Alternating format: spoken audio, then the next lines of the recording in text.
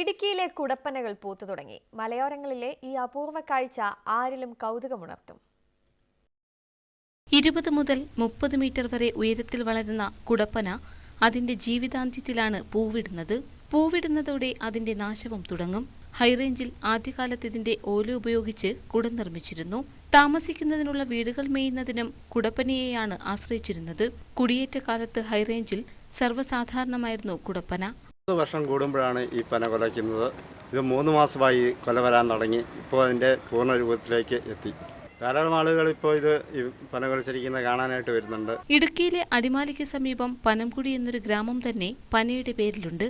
കുടപ്പനകൾ കൂട്ടമായി ഉണ്ടായിരുന്ന പനംകുടിൽ നിന്നും തീരദേശങ്ങളായ വിഴിഞ്ഞം, കോഴിക്കോട്, ചാവക്കാട് എന്നിവിടങ്ങളിലേക്ക് കുടിലുകൾ കെട്ടുന്നതിനായി കുടപ്പനയുടെ ഓലകൾ കൊണ്ടുപോയിരുന്നു. എന്നാൽ പുതുതലമുറയ്ക്ക് കുടപ്പന അത്ര പരിചിതമല്ല. അതുകൊണ്ട് തന്നെ മലയോരത്ത് പൂത്തു നിൽക്കുന്ന കുടപ്പനകൾ പലർക്കും ഒരു അപൂർവ കാഴ്ച തന്നെ. ന്യൂസ് 18 ഇടുക്കി.